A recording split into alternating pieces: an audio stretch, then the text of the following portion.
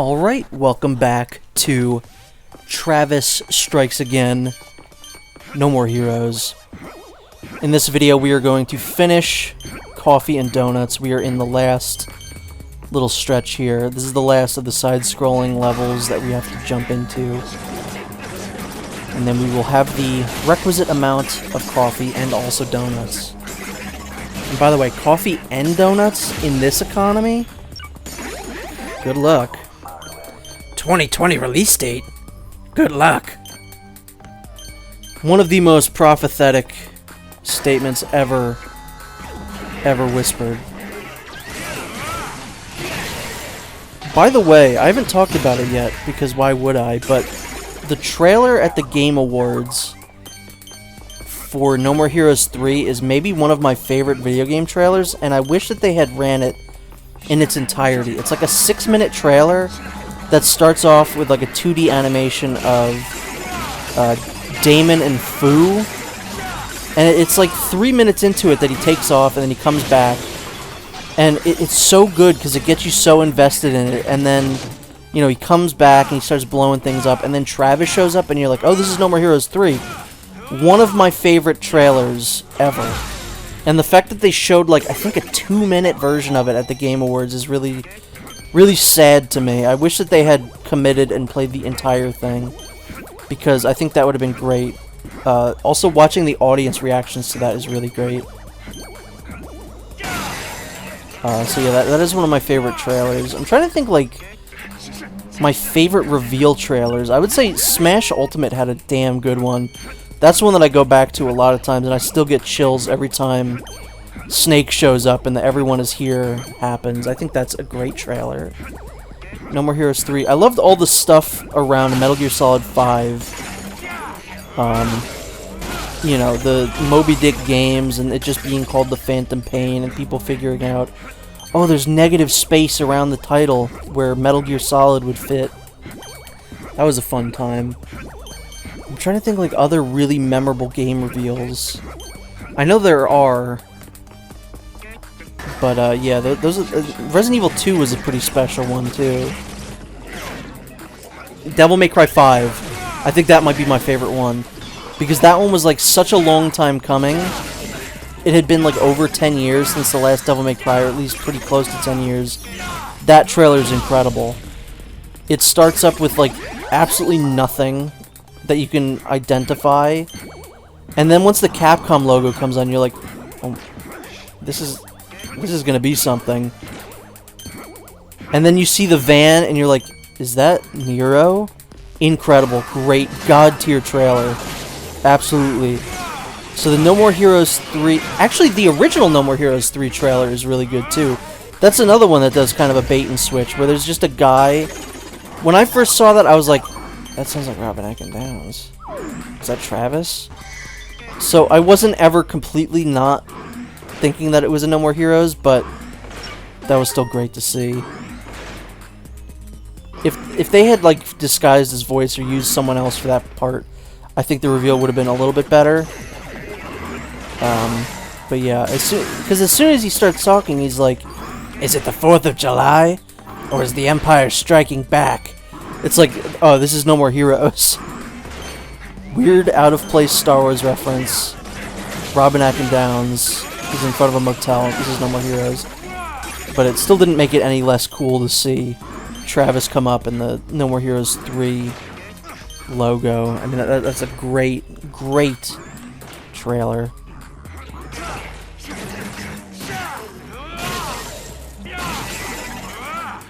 This feels a lot like a Donkey Kong Country level. It's not as fast, but it feels kind of like a Donkey Kong level, and I like that. Also, I have not mentioned this yet, but you can see there's like a red thing in the top left of the screen. That usually just shows like where there are enemies, which I think is kind of an interesting little thing. You don't really need it, but it's there. And of course it won't go away now, which is kind of annoying. You can see it just elongated because there are enemies now directly to the left of us.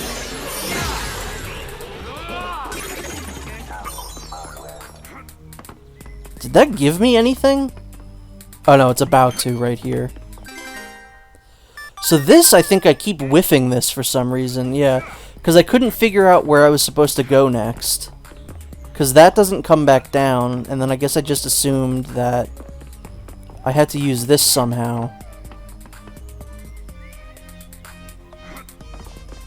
But yeah, there was that. So I just kept having a couple bumbling moments here. Not great. I bungled it quite a few times. I think we should be good now. Just jump back to where we were. And thankfully, unlike that one, I went out of my way for a secret. It just spawns us right back to where we were originally going to go. We don't have to play the level twice to get the actual, you know, the donut that we need. Which would have been dumb. I'm not dead. You're dead, sir. I simply will not stand for this. Yeah, that's a point where you really feel like, especially as I just back-to-back am playing No More Heroes 2 and this, wish that you could do the wrestling moves on the enemies in the levels and not have it be a boss finisher. Even though I like that it's a boss finisher, and it makes it feel kind of special, but yeah, it would have been cool to do it to a stunned enemy. I mean, you have a chip that allows you to stun enemies to attack them, yes, but not to, you know, not to wrestle them, which I would have preferred, personally, if I'm being completely honest. And I'm glad that the wrestling moves... There are so many things that I'm glad are back in No More Heroes 3. I'm very excited for that game, genuinely. I can't really think of any other game this year that I'm excited for. I guess Death Stranding, Director's Cut, I'm very excited about that. Because that was like... That was my quarantine game. As soon as quarantine hit, I sat down and I platinumed that game. That was incredible. One of my favorite gaming experiences. And I'm okay with doing it again, personally.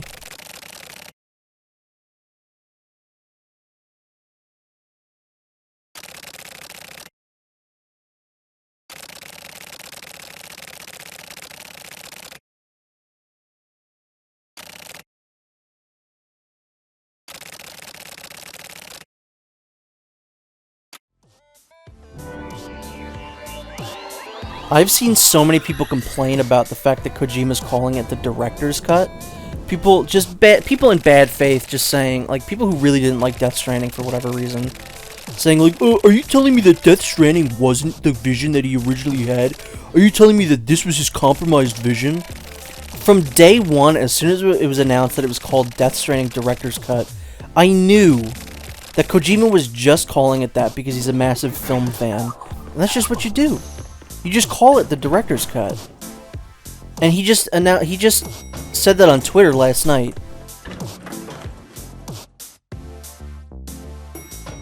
So yeah, he said that on Twitter last night, at least from when I'm recording this. He was like, "Yeah, this isn't cut content. The original wasn't like compromised in any way. I'm just calling it the director's cut because that's what you do." And it's like, that's so obvious. He's such a Westaboo and such a film fan that, like, it's so obvious that's what he was doing. I don't understand how people didn't think that.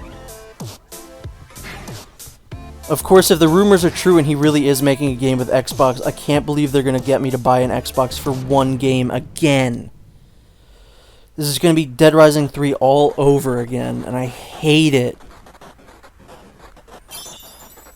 So, we are now, or at least we're about to, hopefully, enter into our fight with Brian Buster Jr., which is maybe my favorite boss in the game, one of my favorite bosses in the game.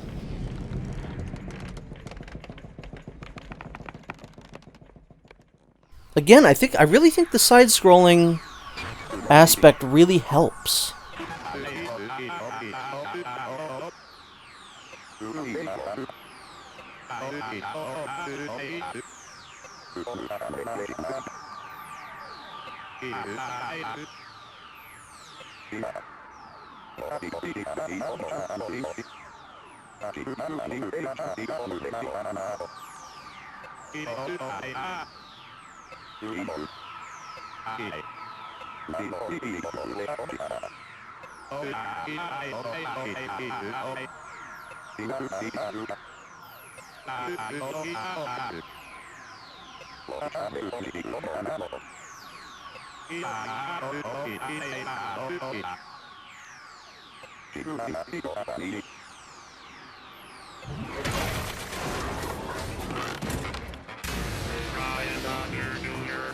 Okie doke, so here we go. This is a fun fight. I enjoy this one quite a bit.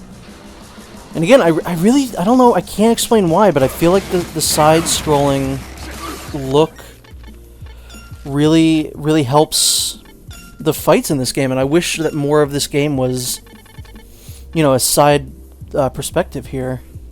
I think that would have been nice. So this is a chip I don't think I've ever used this before. It seems kind of fine. It's not exactly the best. It doesn't really power it up. I don't know. That's probably what this attack should have done.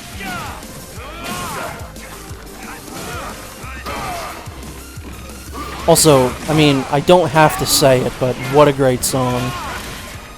This whole game, just soundtrack spectacular. I don't like that like big Galactus looking guy looking at us. It's kind of weird. Weirds me out, man. And I love how whenever Travis gets a power-up, or a chip that powers him up in some way, they're named just as stupidly as they are in No More Heroes 1 and 2, like, raspberry on the chocolate! Or whatever he says in those games. Absolute nonsense. I love that I was able to just toss him while I was healing. It's so good. This game rules. I feel sorry for anyone who didn't like this game, genuinely. Like, it's a really good game. But people took the fact that it looks weird, and they just didn't give it a chance.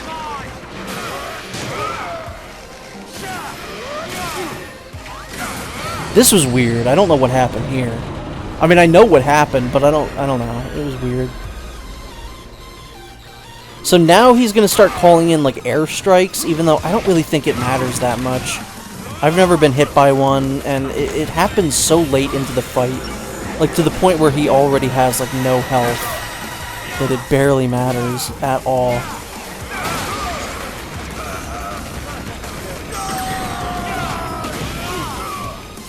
And I do like that you get to fight him outside of the mech, too. I think that's really cool.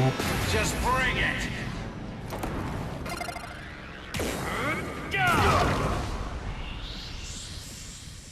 Cool fight. I like that one.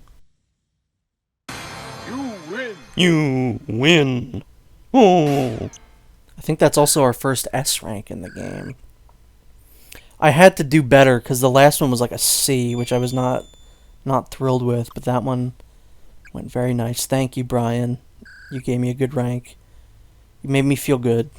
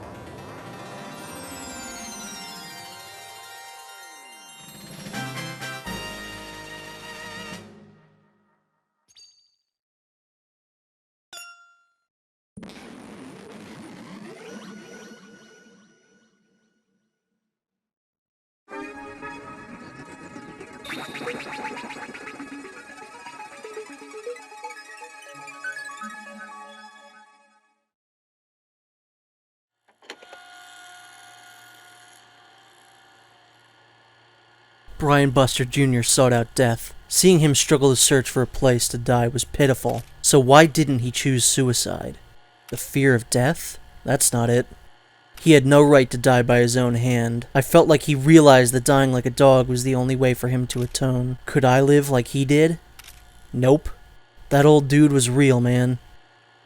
Whatever anyone else may say, he really was a real man. Rest in peace.